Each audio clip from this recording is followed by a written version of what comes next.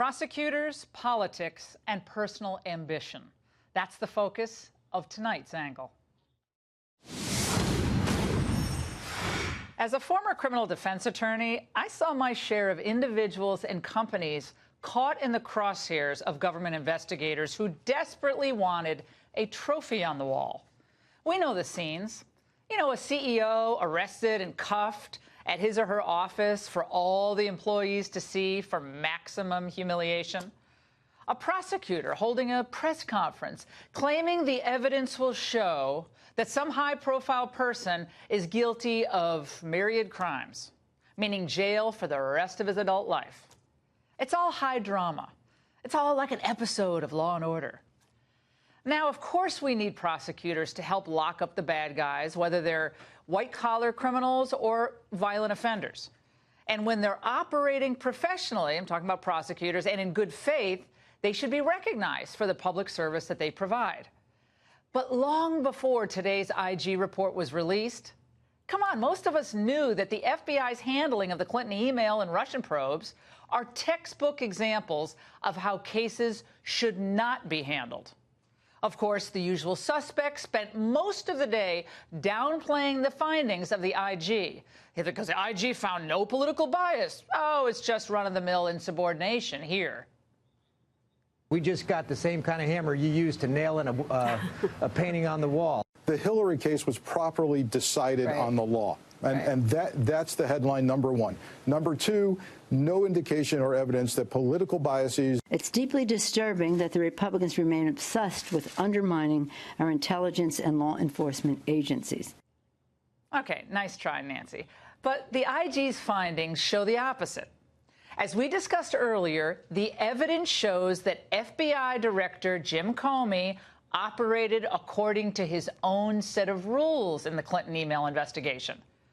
Quote, Comey admitted that he concealed his intentions from the DOJ until the morning of his press conference on July 5th and instructed his staff to do the same.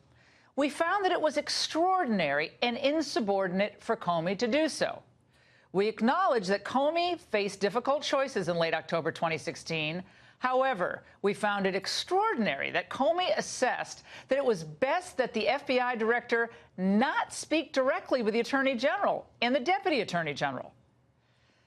Like so many people in this town, he thought, Jim Comey, that his title gave him license to ignore basic prosecutorial protocols. And no wonder he wasn't all that keen on pursuing Hillary's use of an unsecured server, given the fact that we found out today that he himself was using a personal Gmail account to conduct government business. Even Hillary referenced that in a tweet today. And if you, like I, thought Comey came off as imperious in television interviews for that stupid book of his, check out this tweet. He said today in a tweet, I respect the DOJ IG office, which is why I urge them to do this review. The conclusions are reasonable, even though I disagree with some. People of good faith can see an unprecedented situation differently. I pray no director faces it again. Thanks to IG's people for hard work. Well, he lost me at people of good faith. And notice, by the way, how he makes himself out to be the victim here. It's unbelievable. Comey should change his middle name to Hubris. The man has learned absolutely nothing from this experience. And remember, by the way, this is the guy who signed off on 3 FISA applications and didn't think it was necessary to tell the FISA court that Hillary paid for the Steele dossier. This was the same man who allowed Peter Strzok, the FBI agent, to change the description of Mrs. Clinton's use of the private server from grossly negligent to merely extremely careless, so as not to trigger the underlying criminal statute. But of course, there was this breaking news to compete with the IG release today. The New York Attorney General has just announced a lawsuit against the Donald J. Trump Foundation. filed just less than an hour ago a 41-page civil complaint alleging that the Donald J. Trump Foundation was actually an empty shell. New York's Attorney General is suing President Trump and his three oldest children, alleging, quote, self-dealing and other persistent illegal conduct at the president's charity. Oh, I'm sure this is all just a coincidence. The timing of this lawsuit, come on, against the Trump Foundation is beyond suspicious. Now, remember, it comes from the New York Attorney General's office. Consider the source. Disgraced former Attorney General of New York, Eric Schneiderman, who you might remember sent out a fundraising email right after the investigation into the foundation was opened. He's a truly odious figure who abused and humiliated his female victims and then used his office and his position to threaten them into silence.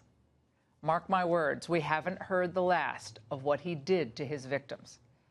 And the person who continues his crusade, Barbara Underwood, who said upon taking over for Schneiderman, quote, I believe this job at this moment in history is the most important job I have ever had. Oh, yeah, little subtlety there. Well, think about it. Donald Trump operated a foundation that had zero overhead, no administrative costs, and gave away more than $19 million to a variety of charitable causes. Trump and his companies personally poured $8 million into the foundation. Now, there was a mistaken contribution made to Pam Bondi's campaign, but that was rectified once it was discovered. In other words, this is penny ante stuff that would never be pursued by the New York State Attorney General's office if Donald Trump hadn't gotten into politics. This is yet another example of politicized law enforcement, an abuse of process. This time it was through a civil action on the state level. Where were they, by the way, at the federal level when the Clinton Foundation was accepting funds from foreign governments while Hillary was Secretary of State, sometimes then wanting to get meetings with Hillary? Meanwhile, Comey and his political activists, posing as agents, bent the legal standards for Hillary Clinton, allowing her to walk free. And they assumed that she was going to be going into the White House. Let's not forget. Clinton, in setting up that private server, made up her own rules, just as Comey did in clearing her of any criminal wrongdoing. My friends, this is all a hideous perversion of justice. Now FBI Director Christopher Wray is insisting their IG report clears the FBI, though, of structural responsibility. Nothing in this report impugns the integrity of our workforce as a whole. Chris Wray, I'm sorry, you're wrong. Chris, there are consequences. The consequences are that your fellow citizens question whether or not they can have confidence in the world's premier law enforcement agency. Remember when Jim Comey said this, by the way? It makes me mildly nauseous to think that we might have had some impact on the election. It makes me wildly nauseous reading this IG report and learning how Comey and his colleagues intended to impact the election. And they failed. And that's the angle.